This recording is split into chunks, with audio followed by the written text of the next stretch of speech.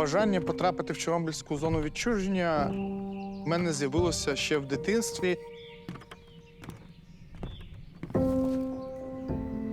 Коли вперше проникаєш в Чорнобильську зону, ти відчуваєш себе першовідкривателем, що може бути більш таємничіше і відлюдькувате, ніж Чорнобильська зона відчуження.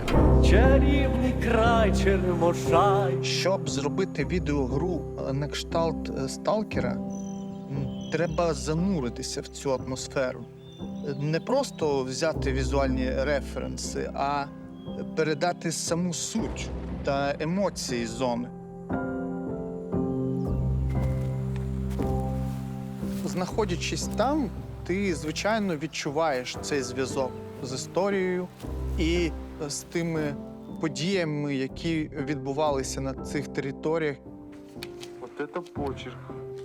У нас були такі випадки, коли йшов дощ, ми могли зайти в хату і просто годинами читати листи бабусі з її онуком, який жив під Києвом, і вони листувалися між собою ще до аварії. І ми сиділи, уявляючи, де зараз цей онук, скільки йому приблизно років, як в один момент це може зупинитися назавжди. І як в один момент можна втратити все.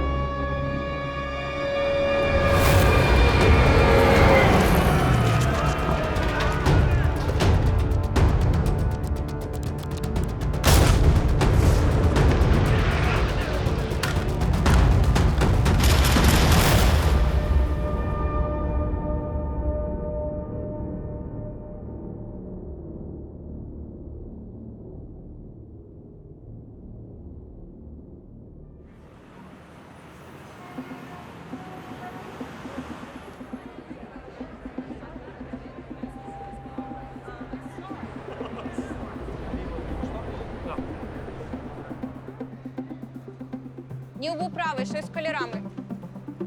Типу, кольорова гама, може самого монітору, треба дивитися. Stalker 2 – найбільша гра, яку ми робили в історії компанії. Мало хто може зрозуміти, що таке робити якийсь один продукт 5-6 років. Це невимовно тяжко.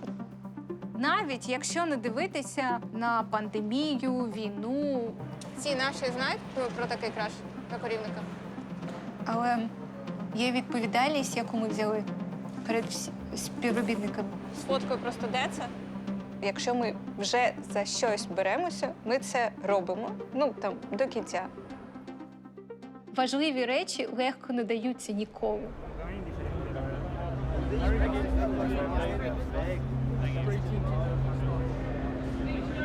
Цей Gamescom 2023 – це буде перший раз, коли ми покажемо гру гравцям. У мене Hail Mary. Що ми тут Hail Mary. Hail Mary. We have a Hail Mary build. It's when you put all the fixes, all the improvements you want to put. You haven't had a chance to test it properly, and we have to find the bug and fix it.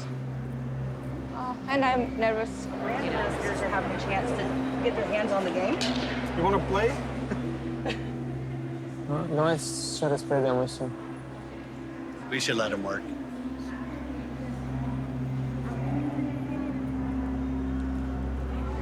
Для нас поїхати на Gamescom – це сміливе рішення. Типу, а якщо йому не сподобається? І ти про це думаєш, і тобі аж холодок по спині. We understand this game has a lot of expectations from million of players. Тому що у 2007 році перший Stalker, вона була супер успішною. So far, so good. Ми стоїмо на спинах легенд, які створили перший Stalker. І нам не вибачать, якщо ми зробимо його меншим, ніж великим.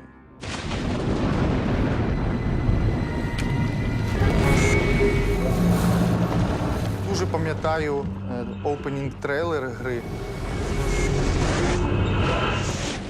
Я не знаю, як висловити словами, але це було дуже емоційно. Ця гра мала якийсь свій дух, свою душу. Ну, я такого реально ніде не бачив. If you only knew where I've just been and what I saw. S.T.A.L.K.E.R was one of the most breakthrough anticipated titles of that time. A small studio was able to instill their culture, their background, and what that country had gone through in a fiction world.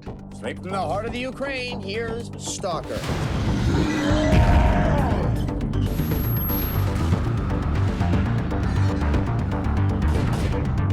Сталкер — це відбувається про шлях людини через цю Чорнобильську зону.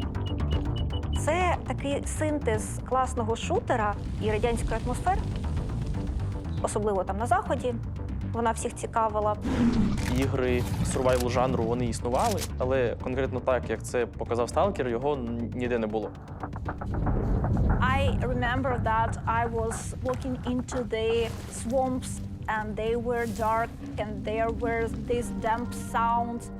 Something was howling in the background and I was just like, oh shit, I'm out there.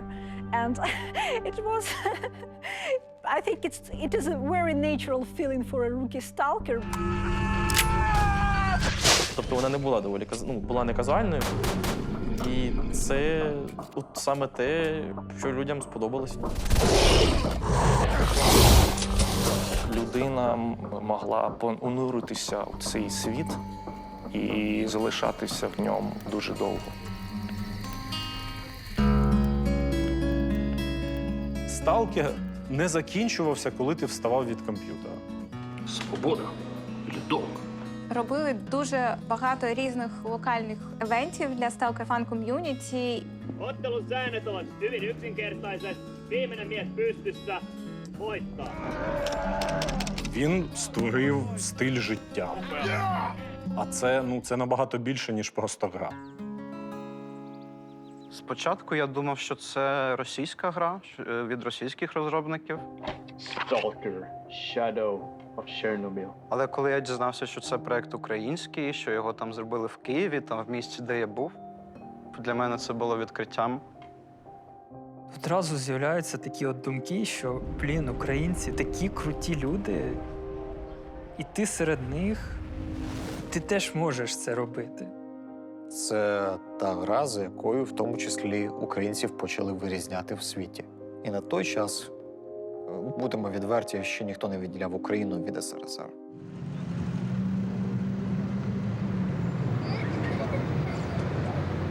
Ми народились в Україні, і на той час вона була частиною Радянського Союзу. Там перші комп'ютери, на яких можна було хоч щось грати чи ігри, щось по типу 91-го року. Це був ZX Spectrum.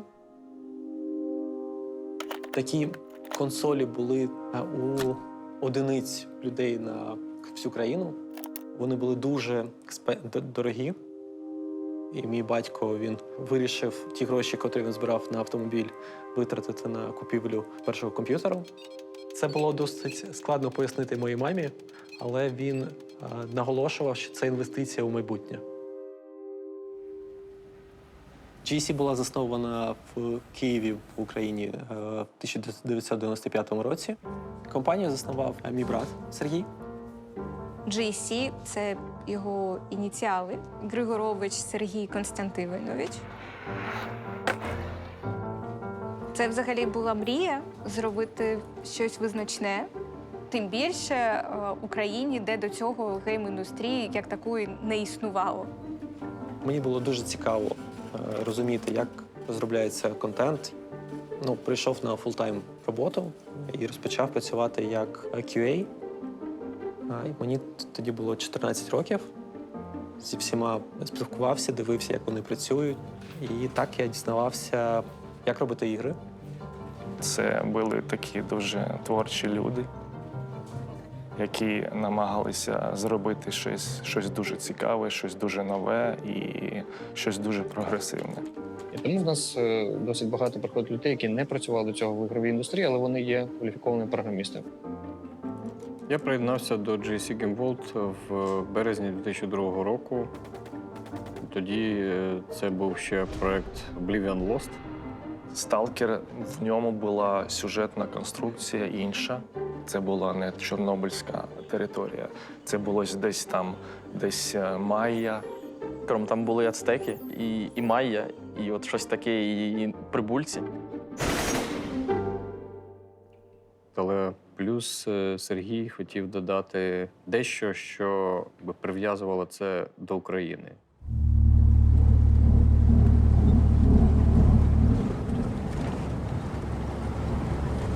The accident, you may remember, happened on the 26th of April, 1986, and next day they were evacuated, 50,000 people.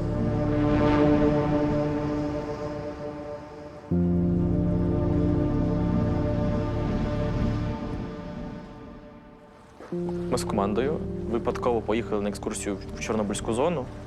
Can't imagine where we are. Just probably 1 kilometer away from the sarcophagus. That's incredible.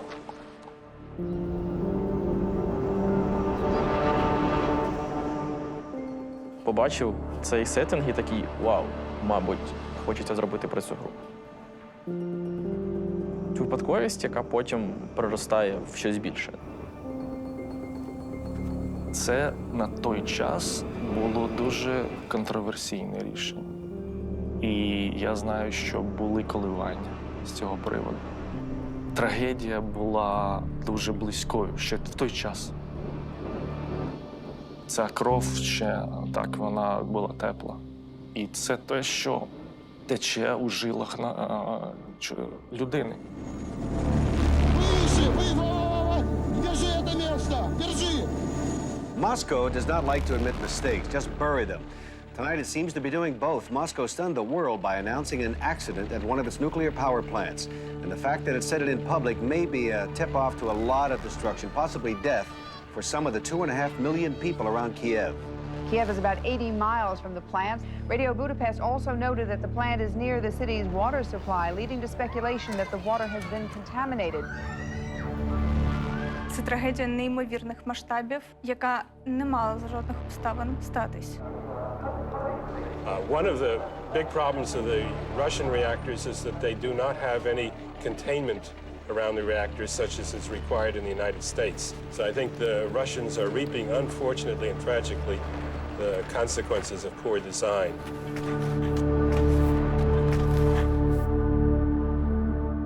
Мій дідусь був ліквідатором.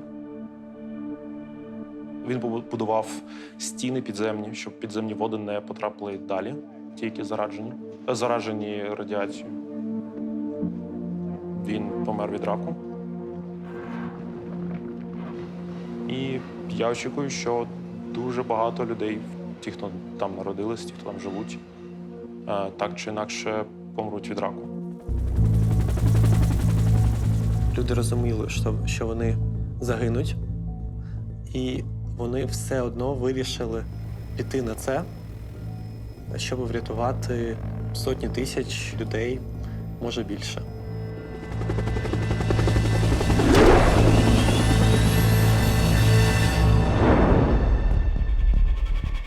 Це взагалі було у стилі Радянського Союзу жертвувати людьми, своїми громадянами. Вони не мали ніякого значення для часів Радянщини.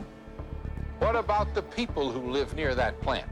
Chances are, whatever they know, it's by word of mouth only. There will be many rumors. And there will be so many rumors, so much different gossip, that will be very difficult to determine what has really happened. Коли сталася Чорнобильська трагедія, моя мама була вагітна мною десь на половині строку. Моя мама тоді поїхала 300 кілометрів від Києва, щоб не втратити дитину. Ще ніхто не знав, як це буде реально впливати. Величезна кількість людей облучилися, тому що вони просто не знали, що щось сталося. Ця історія – одна з тих, яка вплинула на те, як я живу, де люди дуже важливі, Ну, де не може бути якась система чи будь-що важливіше, ніж люди. Ну, типу, це просто неправильно.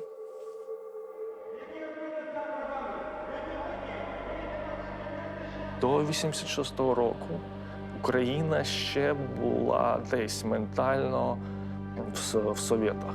Але після 86-го я вважаю, що цей рахунок цих днів, він вже сходив на нуль, на нівець. З'являлася нова самостійна Україна. Конституція і закони України, а Конституція і закони СРСР не діють. Цей акт набирає чинності з моменту його ухвалення.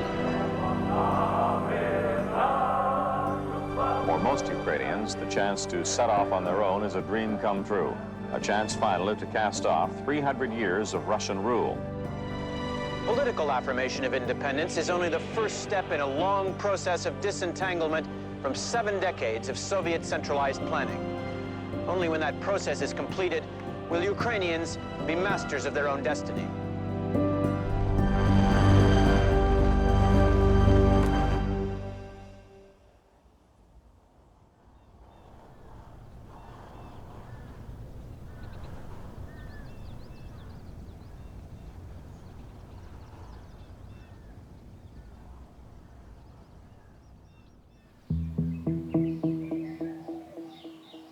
Ця територія, Чорнобильська зона відчуження, довгі часи, до приблизно початку 2000-х років, вона була закрита.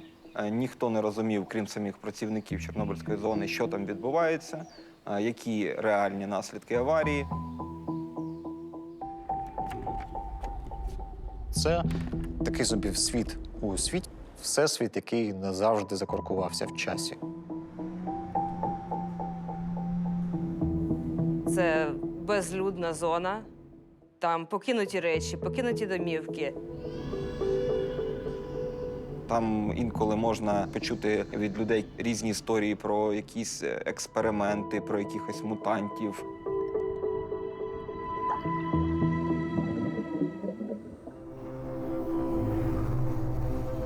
Те, що там створилося. Це дуже красиво і надзвичайно якось так виглядає привабливо, незрозуміло. Але за цим стоїть якась така страшна тайна, якийсь морок. Але заходити туди небезпечно і пізнавати це. І якщо ти можеш це перебороти, ти можеш стати сталкером. Сталкери в реальному житті – це люди, які ходять до Чорнобильської зони нелегально. Похід в зону відчуження – це як в стратегіях. Все, що ти міг дізнатися, це карта. Є твій рюкзак і те, що в ньому на даний момент часу. І радіометр. Ти повністю відповідальний за себе і за своє життя. І ми знову з Ігорем відправляємося в зону. Дуже емоційний момент, коли вперше побачили колючий дріт. Серце б'ється, але ти вже так близько, що ти вже не можеш звернути назад. То, може, переліземо його нахрен? По дереву можна. І перше, що ти бачиш, це просто дуже густий ліс. Ми зустріли ціле стадо, десь 20 осіб кабанів. Це була перша моя зустріч з дикими тваринами.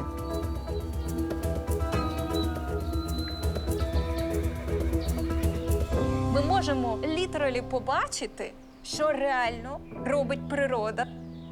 Старий будинок, у якому колись жили люди, були щасливі, ростили дітей. А зараз там, не знаю, на 5-му поверсі з підлоги росте невимовно красиве дерево.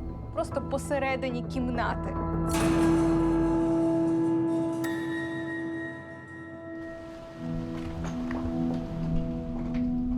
Коли ви входите в зону, ви будете свого внутрішнього дослідника. Вони намагаються дослідити атмосферу зони. Вони намагаються дослідити інколи те, що є заборонено. Перебуваючи у Чорнобильській зоні, дуже легко повірити в щось містичне. Будь-яка історія, яка от має на меті захопити людську уяву, вона має базуватися на чомусь реальному.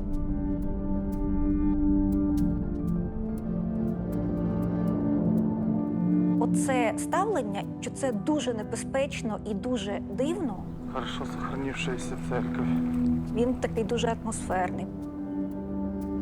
Там всі також чекали якогось дива. Звичайно, що є і радіаційна небезпека. Ти ходиш і тицяєш лічильником Гейгера у кожну калюжу, кожний люк, а раптом він радіоактивний. Этот металл действительно довольно-таки радиоактивен.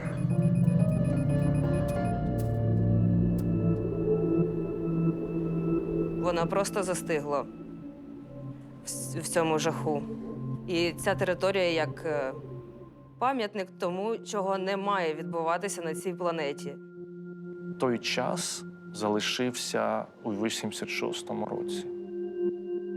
І це дуже, з одної сторони, трагедія, а з другої сторони, це велика вдача, що ми маємо такий музей.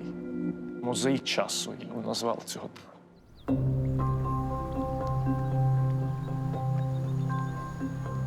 А також чув розповідь від моїх братів, які туди їздили нелегально. Вони знайшли місцеву лодку і пропливли там по річці. Заночувати десь на другому поверху, щоб тебе не зловили, там не побачили. Палец?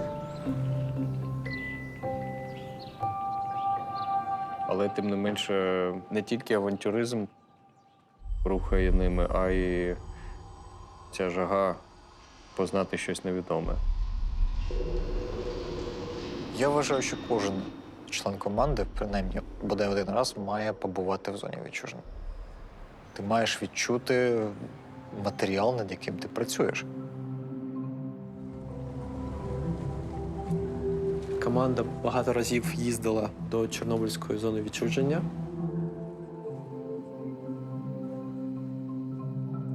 Збирали референси, збирали відчуття, котрі ти відчуваєш в такій безлюдній території.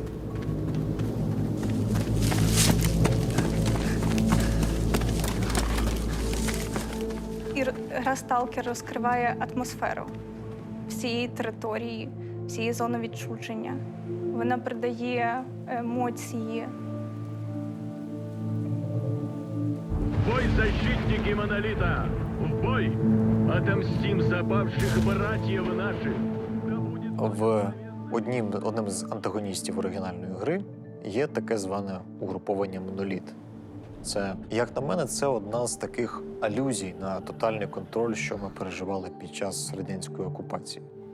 Якраз через «Сталкер» гравці з усього світу змогли познайомитися з цим загадковим пострадянським світом, який для них був досить довго закритий.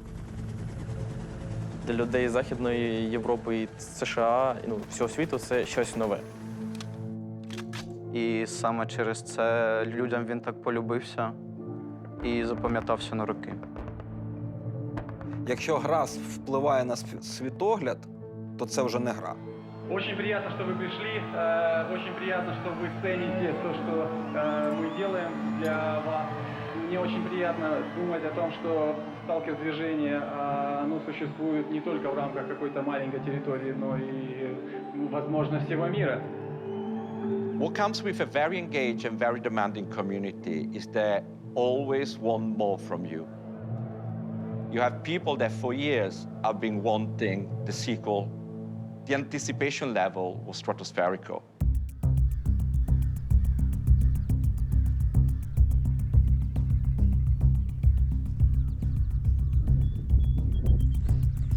Я був в зоні відчуження, і якраз на даху 16-поверхівки я вийшов в Фейсбук, я побачив, що анонсували другий «Сталкер». Це для мене було дуже емоційно. І вже тоді був сайт «Сталкер 2». Це була чиста заглушка, де був логотип «Сталкер 2» і електронна пошта. Пишу ком'юніті-менеджерам, де мене надихнув «Сталкер», коли я був дитиною. Я концепт-художник, ось моє там портфоліо, я готовий з вами працювати. Не дуже горів бажанням тоді змінювати роботу, але я подумав, що, ну це ж «Сталкер», це проєкт мого дитинства, який мене спрямував так по життю. Мій брат Сергій пішов з компанії в 2011 році. В якийсь момент я зайняв позицію CEO і керівником студії. У тебе має бути велика команда розробки контенту, арта, анімації. Ми створили таку команду, котра була дуже сильна, дуже досвідчена. Я попала в індустрію тільки тому, що йому потрібен був продюсер і кризис-менеджер. Він попросив мене заїхати буквально на 2-3 дні і допомогти йому. Це було 8 років тому. І сама команда створена і підібрана з добрих і гарних людей. Дійсно, це схоже на більш сімейні такі відносини, коли до співробітників ставляться як от до членів сім'ї. І я вперше бачу людей настільки пасіонарних. Це люди, які живуть цим, які цим горять. І це дуже сильно надихає.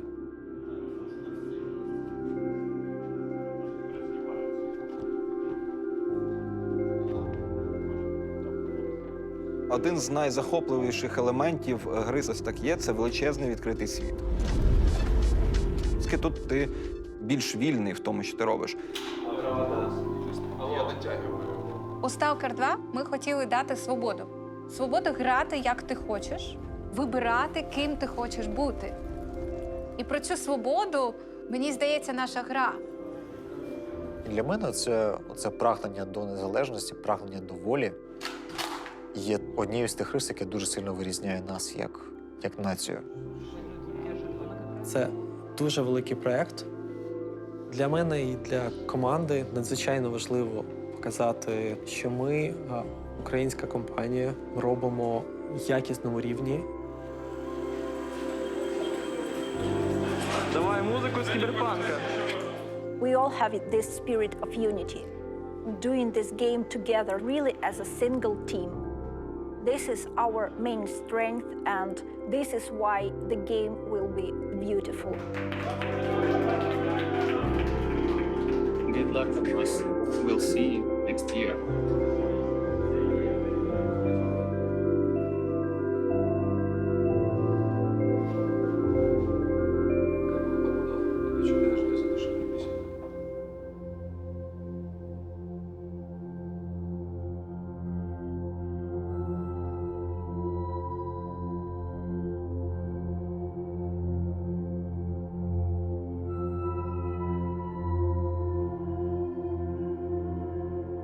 Війна – це не те, до чого можливо приготуватися. Ні морально, ні фізично.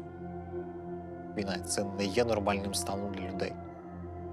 Але наші вороги живуть, марять ідеєю повидобути якийсь кадавр з Радянського Союзу. І це не ті люди, які просто так полишають свої цілі, коли вони вже взялися за них. Тому я був абсолютно певний, що вторгнення буде.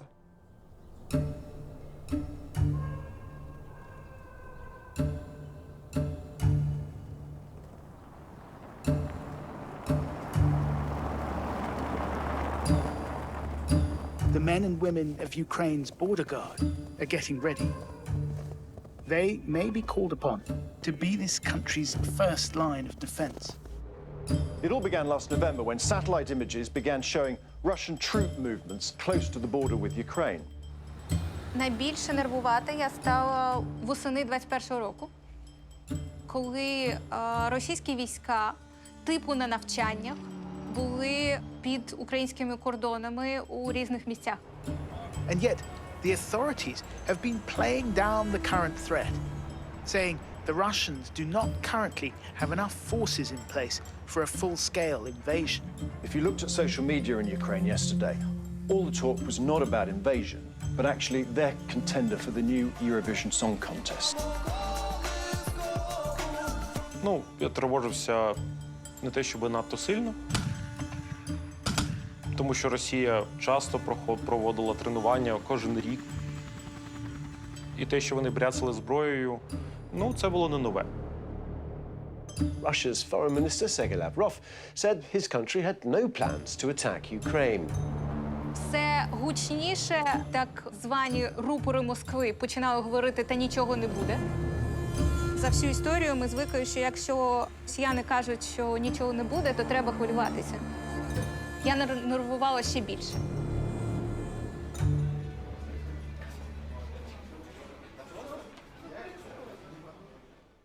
Марія почала пропонувати, розглядати наші наступні кроки, що ми маємо робити. Я на той момент вже дуже довіряв її чуттю. І це була наша мрія – робити компанію так, де люди на першому місці. І ми почали обдумувати, який взагалі може бути план, як спасати людей. Я дуже люблю грати в стратегічні ігри, тому що там завжди треба мати багато різних стратегій та планів. Як ми переїжджаємо, як ми будуємо маршрут, де може бути затори, де може бути небезпечно.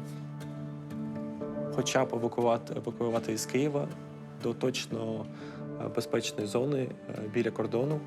Як я собі думала, якщо Путін не хоче війни з НАТО, який діє так, що не може бути ніяких ракет 50 кілометрів до кордону країни НАТО. Ужгород знаходиться у 50 кілометрів від кордону НАТО. Спочатку план був такий, що якщо вже сталося повномасштабне вторгнення, люди сідають до автобусів, і ми їх веземо до Ужгорода. Ми замовили ще у січні автобуси, які стояли 24/7 під офісом. Величезні автобуси, завжди з пальним, з водіями 24/7, які сиділи в автобусі. Тому що якщо там не буде водіїв, як водій добереться до нас? Довгий час ми не казали команді, що такі автобуси є, тому що не хотіли людей лякати. Більшість наших друзів казали нам, що ми з Женою з'їхали з глузду. Я сумнівалася у собі і думала, може, я правда не сповна розуму. Maria and Eugene has set this plan for a potential evacuation of the studio. Я був дуже здивований, що дійсно є такі плани. Не тому, що вони погані, а тому, що вони офігенні. A lot of companies use the pitch that we're all family here, but I have never seen a company go to such length to validate that statement. Тобто я зрозумів, що компанія думає наперед, і це дійсно викликало велику повагу. Але одразу, як тільки я дізнався про цей план, я знав, що я не буду виїжджати. Я маю захищати цю країну. I decided to stay because I knew that I will be needed here. Я була медичною волонтеркою, і потім, коли почалося вторгнення в Крим, волонтерити мене мотивувало буквально те, що у мене вже була дитина. І я розуміла, що від мене в тому числі залежить те, в якому світі їй жити. Я такий, ні, я лишусь. Ну, якщо всі вийдуть, то що лишиться тут? Їхати був не варіант. Я б собі не вибачив. Я буду відвертим, мені, як і більшості людей, не вірилось, у 2022 році може почати щось настільки масштабне, настільки серйозне і настільки просто жахливе. Я їх розумів, тому що я не до кінця вірив сам. Яка війна повноцінна в 21 столітті. Це абсолютно сюрреалістичні речі. А мені хотілося кричати: люди, будь ласка, спасайтеся. Ми єдине, що вас просимо, посидіть хоча б у Ужгороді. Навіть якщо нічого не трапиться, це буде просто тріп для студії, відпочинемо в горах, там дуже красиво. Для багатьох людей з команди, що вони хочуть продовжувати цей проєкт. Далі його розвивати. Їм було неважливо, це буде в Ужгороді, чи це буде в будь-якому іншому місті. І це все, що здавалося як чимось нереальним. Але у той же час я зібрав речей приблизно на тиждень. Мені здається, люди просто хотіли і до останнього вірили в найкраще.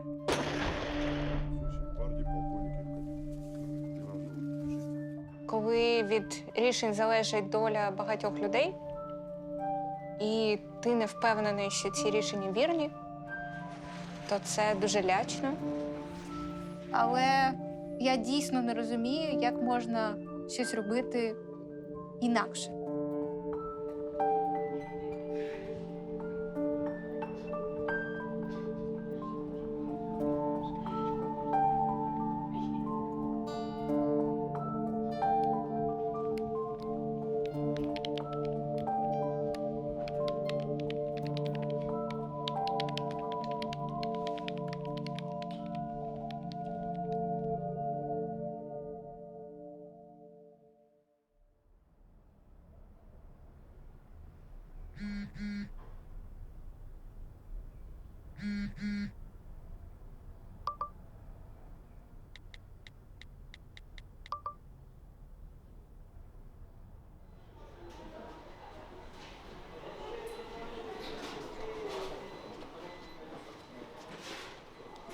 Пам'ятаю, о 6 ранку нам написали, казали, що цей день настав. Збираємося всі в офісі. Ми сьогодні виїжджаємо на захід країни. Нам повідомили, що автобуси будуть чекати нас за кілька годин, що ще нічого не трапилось. Але про всяк випадок, зайшовши в офіс, було дуже чітко відчувалася напруга.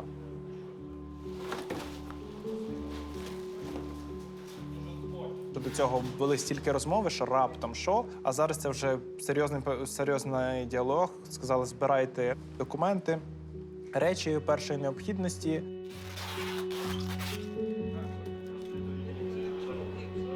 Я прошу, беріть ваших близьких, прошу, беріть ваших дітей і просто їдьте. Я взяв дружину, дитину, ми спакували сумки. Я взяв свій Xbox, і дружина питала, а навіщо ти його береш? І я сказав, що, можливо, ми не повернемось. І ця фраза якраз таки була досить значущою в той момент. Коли ми зібрали речі в своїй квартирі, і я побачив Цирі, це наша кішка. І просто, не знаю, обійняв її і сказав: Цирі, ми тебе зараз відвеземо в будинок до моїх батьків. Цей момент для мене був насправді самим складним, коли я розумію, що мені треба його залишити. Не було можливості на роздуми. Якщо ти задумаєшся, то ти вже цього не зробиш.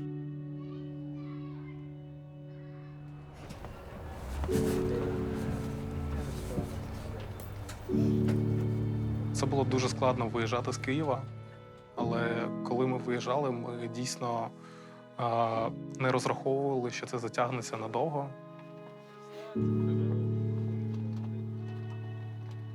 Проте я впевнена, що в кожного з нас воно було присутнім всередині. Не відчуття страху, а просто невпевненість в тому, наскільки правильно, наскільки доцільно, наскільки це необхідно.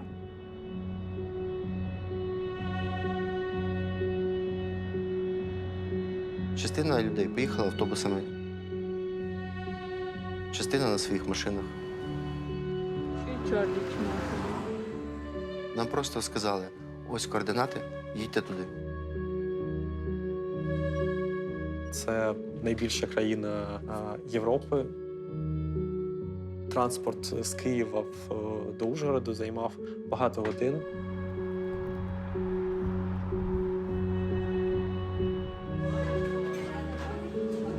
Training. Чувак. Там гори, дорога дуже складна.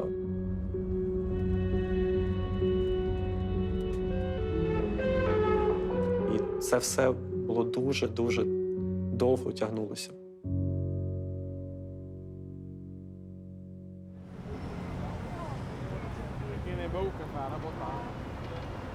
Посеред ночі приїхали до Ужгороду, вийшли в готель і просто хотіли поїсти банош, бограч.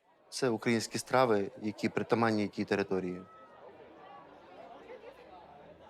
Тож багато людей вирішили прогулятись по ресторанам, пити багато алкоголю і просто відпочивати. Ми почали гуляти по місту. Просто насолоджуватись містом. У той момент я не відчував певного страху. Атмосфера була хоч і тривожна, але позитивна. Ми одразу домовились, що для того, щоб не проживати цю всю ситуацію як стрес, ми сподівалися, що це буде тиждень такої, так би мовити, відпустки. Але я ходив і попереджав, будь ласка, будьте стримані. Можливо, таке, що нам доведеться дуже швидко звідси виїжджати.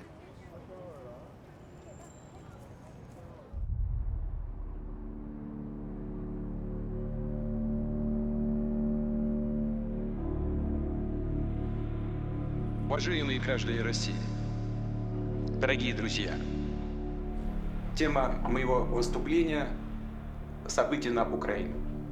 И то, почему это так важно для нас, для России.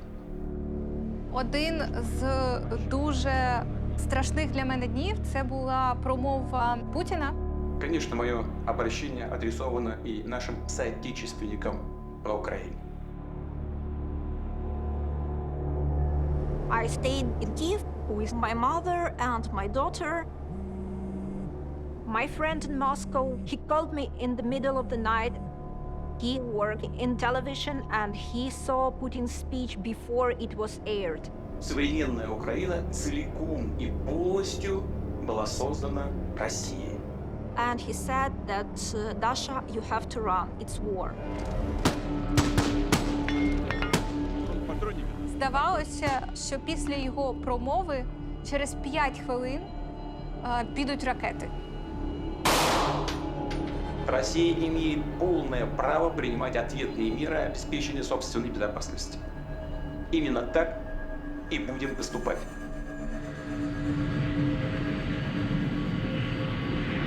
Почалася війна, я сказав, що таке було відчуття, що плин історії згущується довкола тебе. Що от це буде те, про що потім напишуть в підручниках. І це дуже неприємне відчуття. I woke up my mother and my daughter, and they started to panic.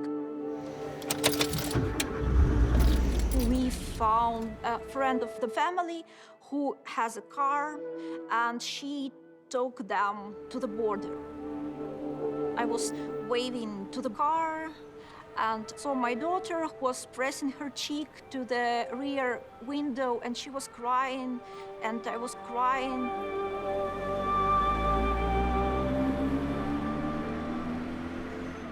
And then I just went to the overnight coffee shop and bought a big, nice latte with foam, with whipped cream, and with all bells and whistles, because I knew that it's the last one.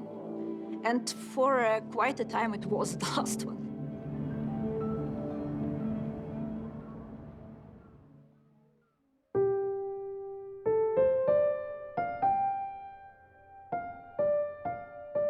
At first, when everyone left and we decided to stay, the first feeling was at least we have the majority of the team working from safer conditions, and at least S.T.A.L.K.E.R 2 is safe.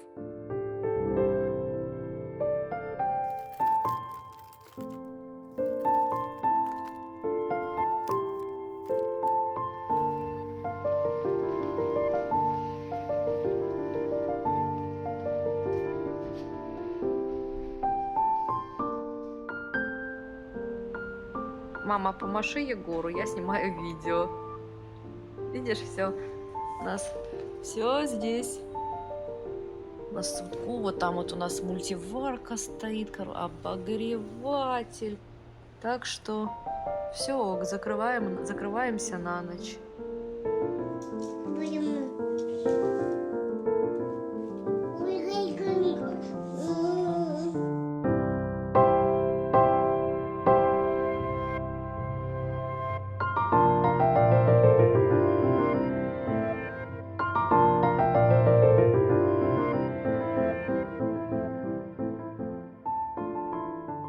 Мій син народився 22 грудня за декілька місяців до початку війни.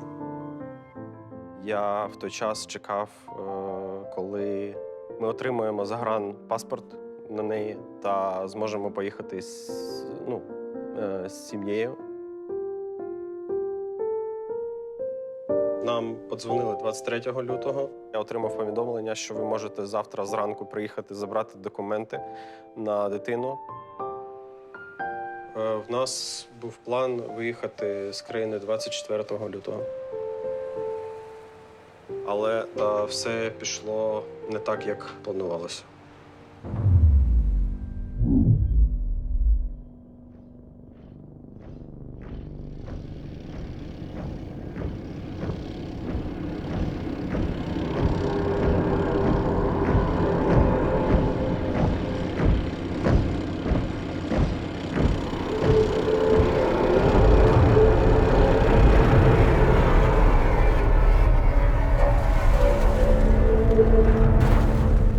Я ще й бачу дуже багато снів яскравих.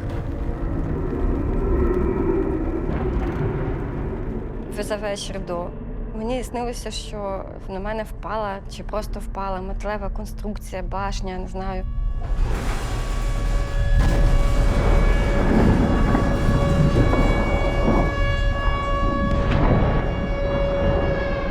Але я проснулася від звуку в сні. Перша сирена, вона просто по всіх жилах пройшлася. Мій друг мене набрав, розбудив мене і сказав, почалося. І буквально через 30 секунд по моєму кварталу був приліт.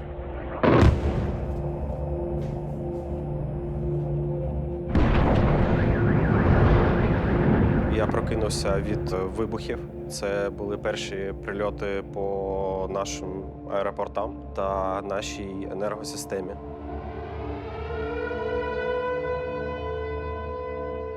Дуже багато людей панікувало. У дуже багатьох людей були панічні атаки.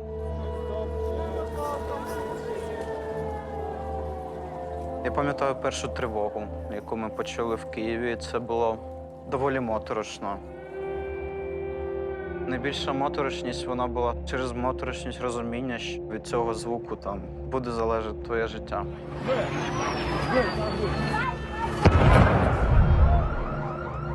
Не знаєш, що тобі робити, абсолютно. Бо підсвідомо ми вже всі були готові померти.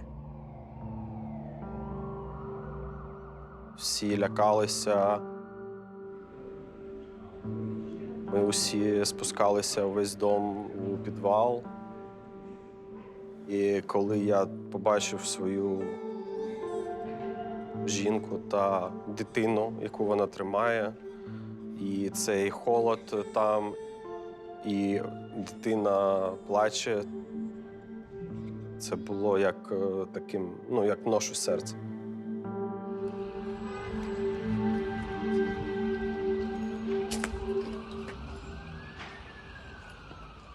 In daylight, the damage is clear to an apartment block where the debris fell. Safety now means going underground, metro stations becoming bomb shelters as Russia turns on its neighbor. Я кажу чоловіку, що ми не можемо тут залишатися. Вирішили поїхати на захід країни.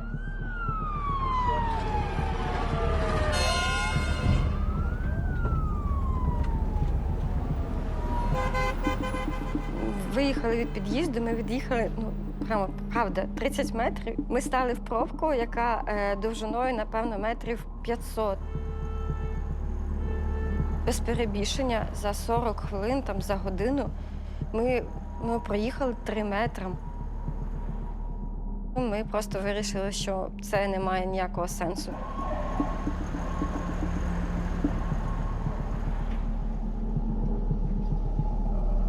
Всі, хто дзвонив з інших країн, плакали, пропонували тобі виїхати. Але виїхати вже було також страшно, бо російський десант летів з усіх боків.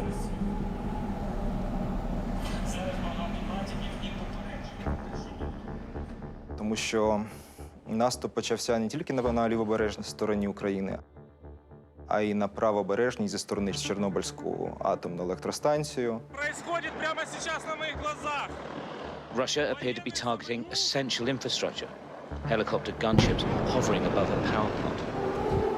Other power stations were targeted as well. Єдине, що ти робиш, це ти включаєш всі новини, які ти можеш. По BBC тобі кажуть, що в твоїй країні залишилося 24 години. Чуття, що небезпечно всюди. Я дивився відео з стрільбою, яка велась буквально в 100 метрах від дому, де ми жили з дитиною. Це був якийсь, не знаю, найстрашніший момент за все життя. І вирішили, що єдине небезпечне місце – це вже за кордонами України.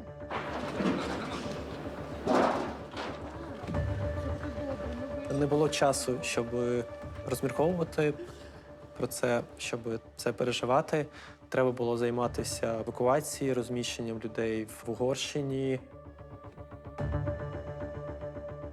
Ми організували автобус і відправили їх пересікати кордон.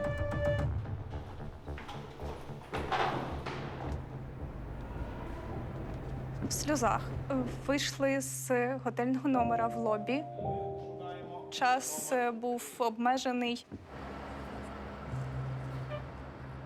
До такого підготуватись дуже складно. От в плані морально хочеться плакати від того, що ти покидаєш свою країну, і ти не знаєш, наскільки це. Я бачила, як наш колега сів з нами в автобус. І потім за 30 секунд до відправки автобуса він взяв свій рюкзак і вийшов з нього. І тоді я задавався питанням, а чи правильно я роблю? Моя мама відмовляється кудись їхати.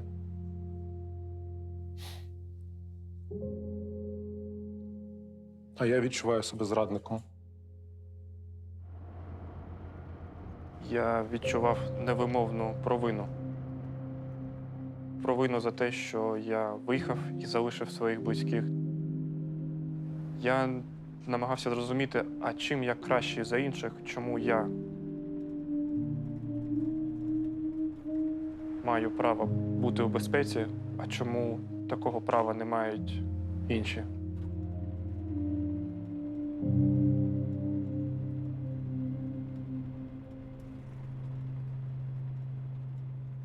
Returning to Ukraine now, and the east of the country where fighting is intensifying.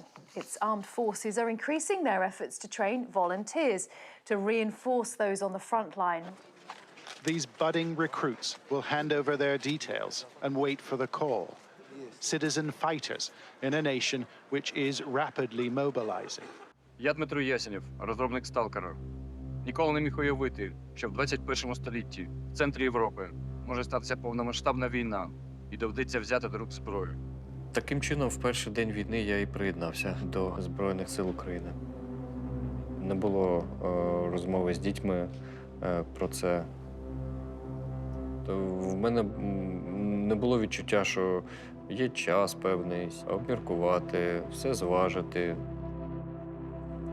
Volunteers queue for hours to sign up to fight for their country.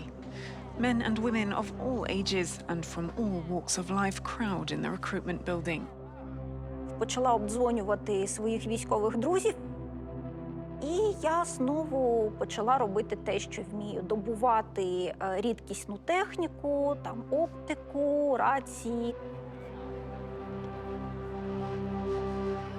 Я пішла записуватися в тероборону в Броварах.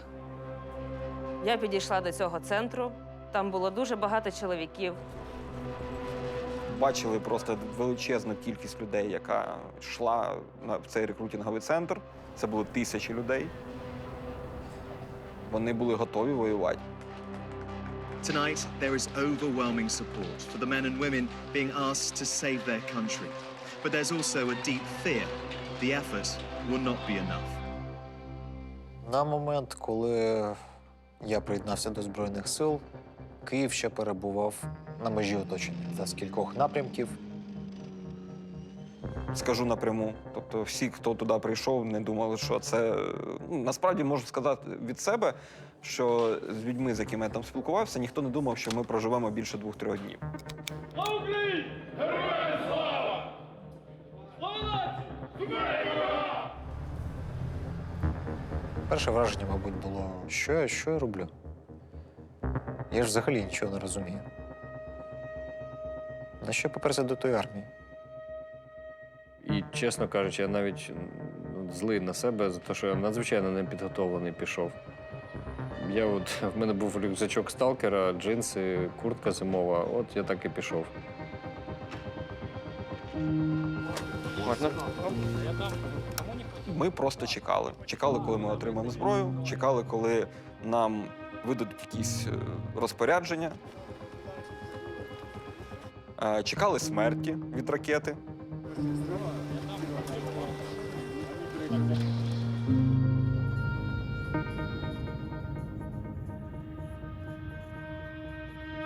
These queues have been sitting here for hours, and if I can describe it to you, it is quite simply chaos around here right now.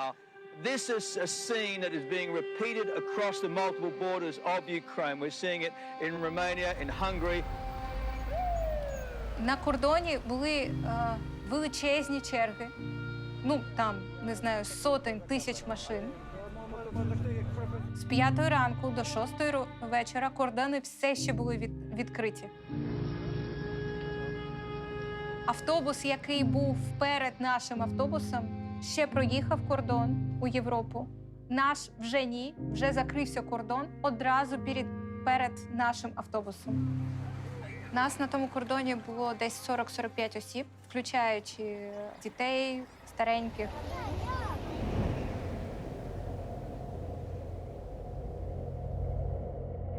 Ми знайшли, де можна перейти пішки. На відкритому повітрі. Там були тисячі людей. В Україні у лютому дуже холодно. Звісно, було жахливо. Там поле, там вітри. Це обдуває з усіх сторін. Тобі не можна десь сховатися від вітру. Там нема магазинів з гарячими напоями чи з чимось ще, з їжею, нема нічого.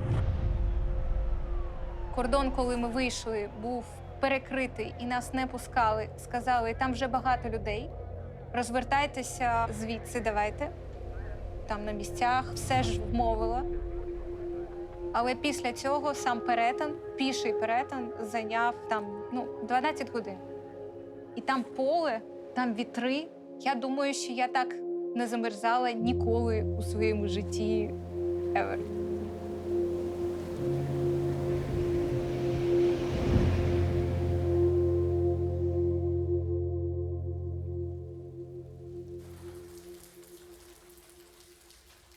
І десь числа 26-го я палила у себе на балконі.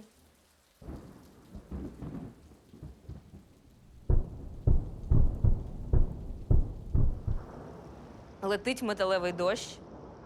Ти спочатку не розумієш, що це. Ти такий цук-цук-цук-цук-цук. Потім ти розумієш, що це металевий дощ, зі снарядів.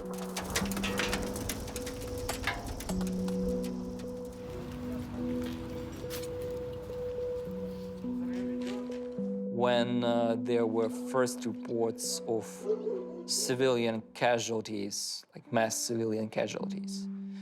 Only then I probably understood that it is worse than I thought. Everybody was so shocked. We didn't want to eat, we didn't want to drink, nothing. We didn't want to do anything, just read the news and wait. A drone's eye view of a city in agony. Mariupol burning. Apartment blocks in ruins after 2 weeks of unrelenting Russian bombardments. Моя мама і мій дідусь, вони застрягли в Маріуполі. Маріуполь вже оточили. І, тобто, місто, воно, це стався повний блекаут.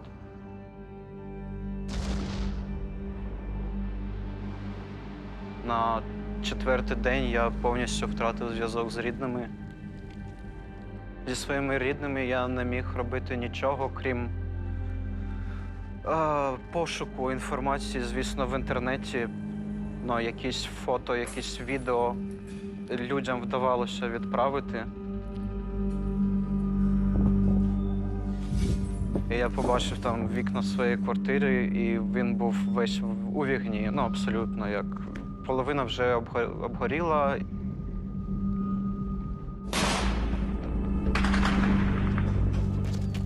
І на наступний день я побачив російський сюжет від російських воєнних кореспондентів. Там, де чуваки з ракетницями штурмують багатоповерховий дім мого дідуся.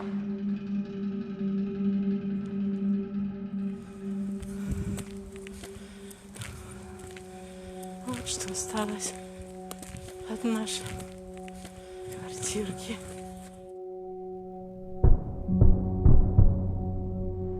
Ненавидив цю безпомічність. Просто це було повна руїна того відчуття, що ти контролюєш своє життя. Я втратив надію, що вони ще живі, і я дуже ненавидів себе через те, що я тоді не вмовив їх поїхати.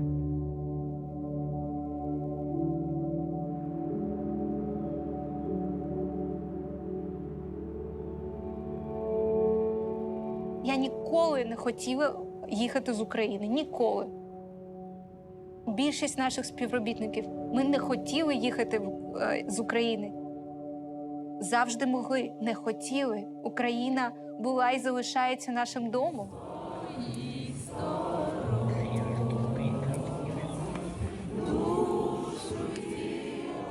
Перші дні після того, як ми тільки перетнули кордон, ми просто, щоб не зійти з розуму, в Будапешті ще ходили в український центр і просто проводили там дні.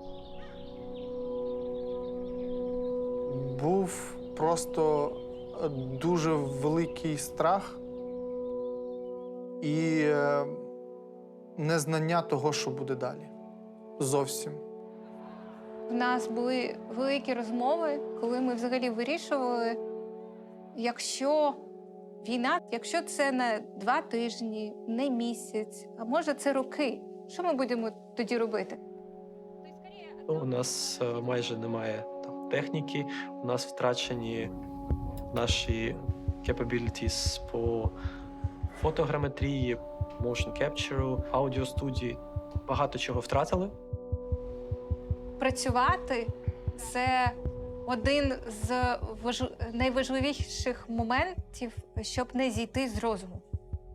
Нам дуже всім хотілося працювати над грою.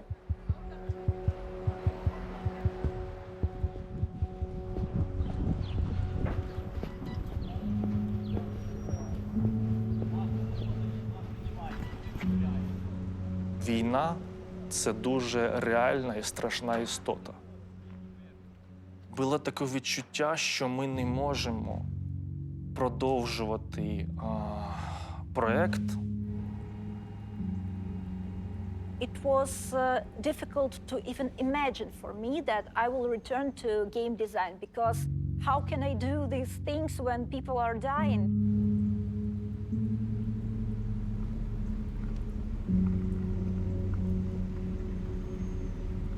Просто куска дома нету.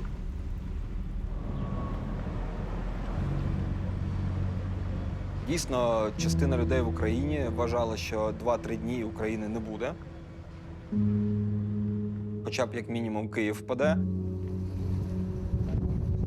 Околиці Києва горіли, нас щодня обстрілювали. Але вони недооцінюють волю в свободі, і вони недооцінюють лють. At first, we were scared, really scared. But now we are ready to fight. And fight like hell. Round the back of the center, residents got together to make Molotov cocktails. Their efforts are approved by the Ministry of Defense. Держава, народ, суспільство, настрої – все було готове до того, щоб дати відсіч. It's time for target practice. A battalion of volunteers. Що об'єднує те, що ми перебуваємо тут, бо ми захищаємо свої домівки, свою країну. My flat turned into shelter. Я давала людям якісь маленькі завдання, маленькі прохання. Подивитися, де наливають питну воду сьогодні. Подивитися, які сьогодні працюють аптеки, що в них є. Усі ділилися тим, що в когось було. Тобто там ніхто навіть там тебе не просив за це якісь гроші. У всіх була одна мета – це було вижити. Вірити в те, що це не останній день, коли ти живеш на цій землі.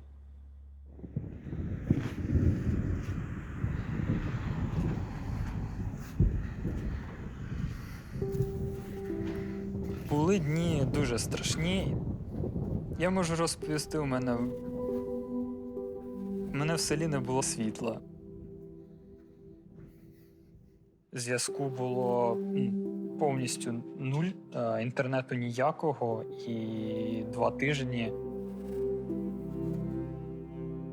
сиділи в тому погребі з дружиною, зі своїми котами.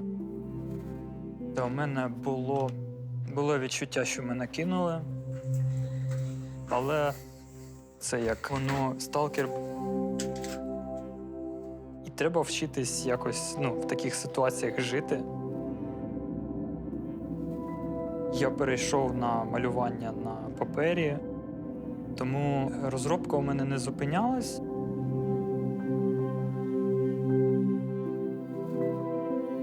У мене був інтерес тільки сталкер. І у мене є ціль в житті зробити цей проєкт. –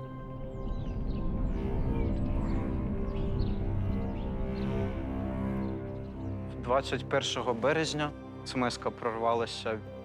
Це був день, коли я отримав першу вісточку від своєї матері. Слава Богу, вони живі. Але це був найкращий день мого, мабуть, того життя. Бо я був майже вже впевнений, що моєї родини вже не існує. Там саме з цього дня я вже міг нормально працювати.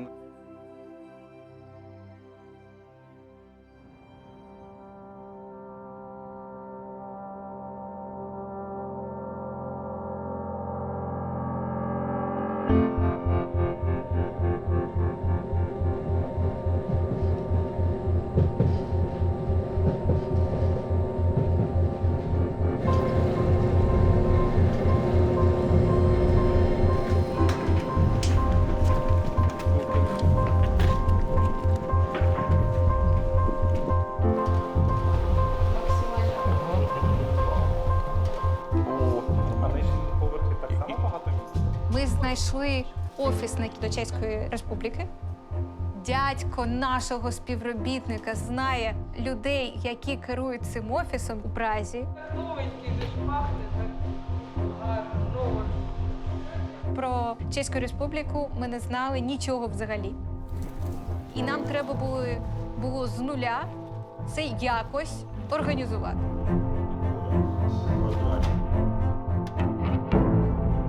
Має інтернет.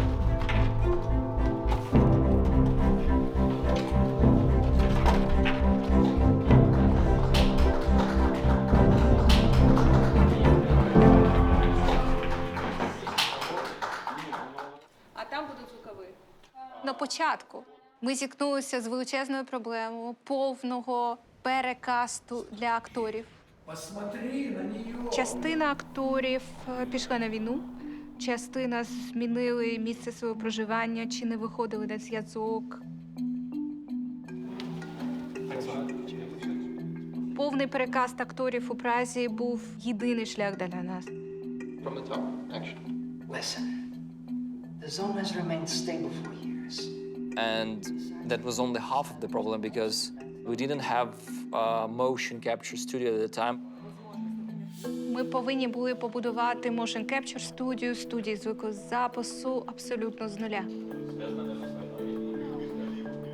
Будь-який з нас відчував тому такої сили, коли здається, що ти більше не можеш встати з ліжка взагалі. Маша з Женєю просто, не знаю, перевертають гори. А ти бачиш, як їм важко. Але потім ти збираєшся і йдеш лупати цю скелю, працювати далі. Це тяжко? Ну, тяжко. Така робота. Кто спрашивает, почему игра не выходит вовремя?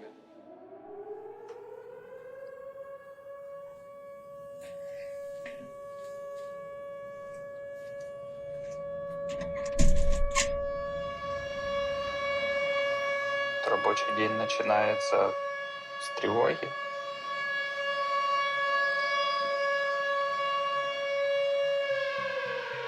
Тут, напевно, важливо зазначити про підтримку, в принципі, в Україні людей, яких лишилося. Коли в нас були відключення світла, компанія влаштовувала місця для працівників, щоб вони могли використовувати електрику. Місця, де можна було зігрітися, було якесь світло і можна було поспати, якщо вдома холодно. Якщо ти кажеш, що на першому місці у твоїй компанії люди, то ти підтримуєш людей. Even while I'm still serving in the military, they were generous enough to keep me on my payroll for the duration of my service until I'm able to fully return to my duties. Звісно, це все невимовно тяжко з фінансової точки зору. Але можу сказати, що є якісь важливі речі, які важливіші, ніж гроші.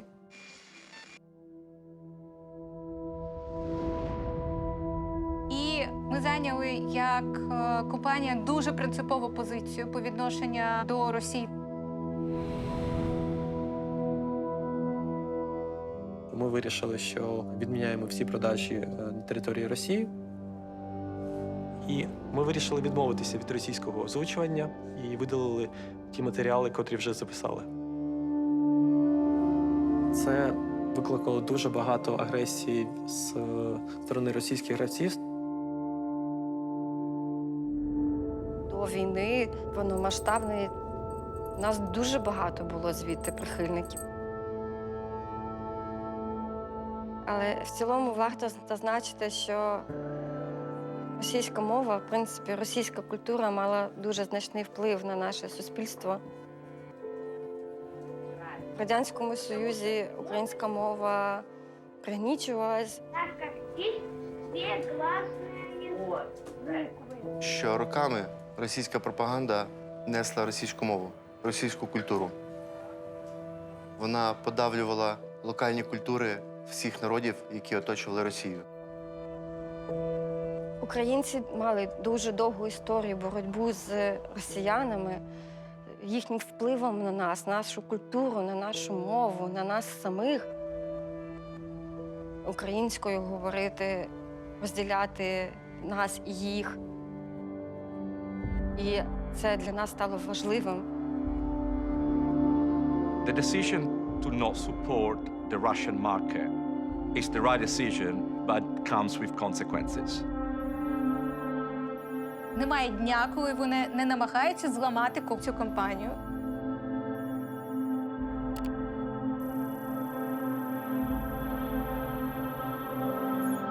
Вони виклали у інтернет величезну кількість наших матеріалів. Це була агресивна зламати, щоб знищити. Ти змогу знищити нашу компанію. Ненормально – це коли персональні дані, включні з паспортними даними, вони викладали в інтернеті. Це ненормально, коли вони фотографію мого будинку з призивом «От сюди ракети, щоб вони здохли». Оце ненормально.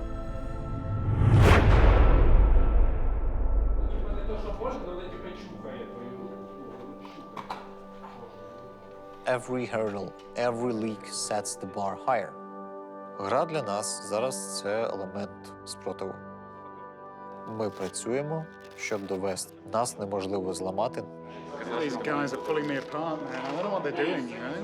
They just Now you can feel free. They're tearing me limb from limb. But it feels good. Yeah. Oh, it feels good. Прекрасно, що це великий проєкт, який чекають, на який дивиться весь світ. Ніхто не хоче зробити гру, яка буде, яку забудуть через рік. Вже через 2 місяці у нас планується наша участь на івенті Gamescom 2023, де вперше наші фанати вони зможуть спробувати Stalker. У мене є побоювання, що якісь інші відділи можуть не встигати. Може там десь налаштований процес. Може ще якісь технічні проблеми. Але ми переносили реліз вже декілька разів. Це як у кішок. Якщо у них 9 життів, то це наше 9. Це останній шанс, який у нас є.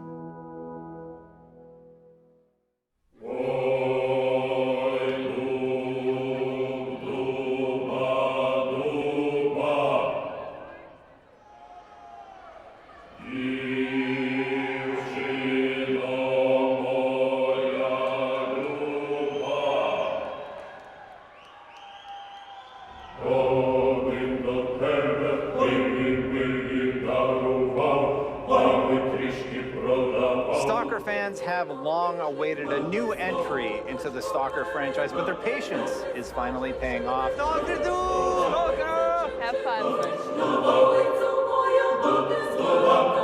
S.T.A.L.K.E.R as a franchise has a very die-hard core of fans that expect a lot from this game, and I think they won't be disappointed.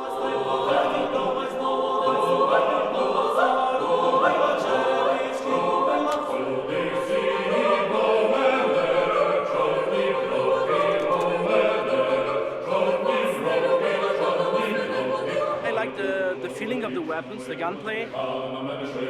It was nice, it was intense, it was visceral. My first reaction was like, oh wow, it's really familiar. My doubts about the game just disappeared because it really feels like a S.T.A.L.K.E.R game. They struck gold with how the game plays, how the game looks, how the game feels. I really had fun. I'm so happy that this game prevailed the war, and I'm sure Ukraine will prevail as well. That's fucking awesome.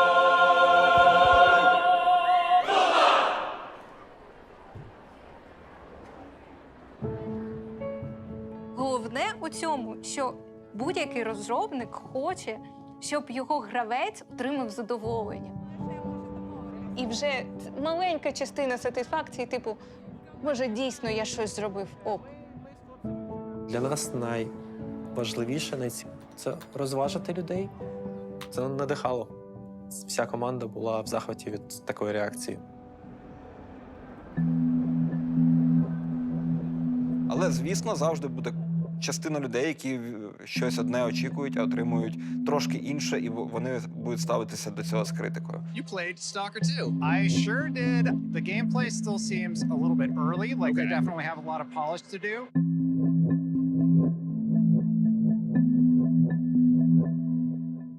Зайшов в один паблік, захопив любов'ю. Зайшов в інший, поїв ненависті.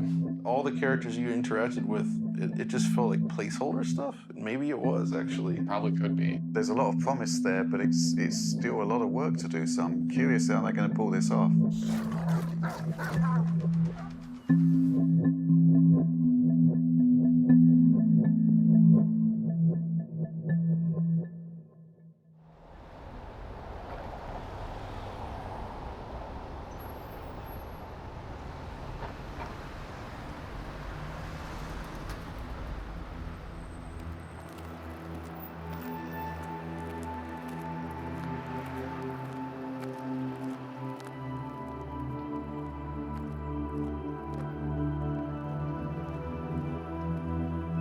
Немає у світі розробників, які хочуть випустити щось незавершене, чи хочуть зробити щось, що буде гравцям не цікаво.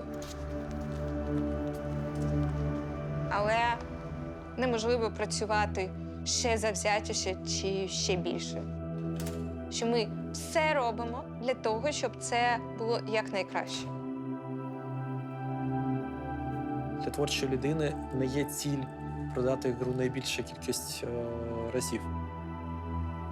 Ціль – це зробити продукт, за який ти будеш пишатись.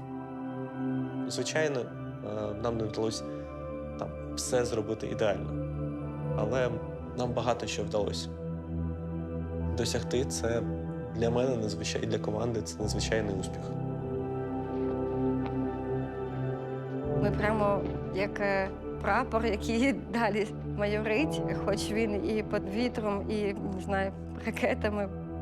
Мені здається, що ми вже є якимось певним символом, що ми зробили цю гру.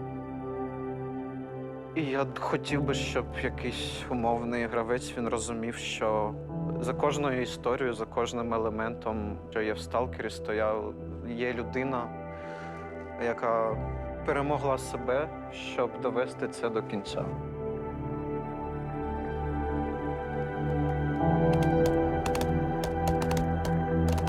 Хто б що не казав, що ми така нація, ми сильні. Ми однією рукою там снаряди досилаємо в арту, а іншою робимо гру.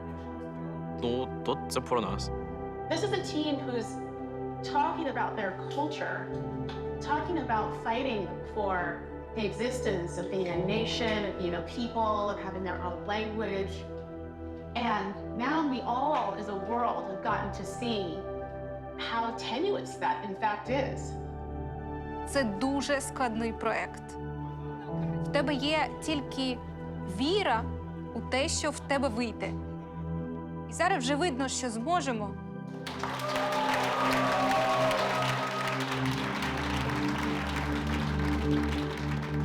Whatever will they throw at us, we will do this game, we will finish it, we will make it awesome, and they will see. Побачимось на релізі. Слава Україні!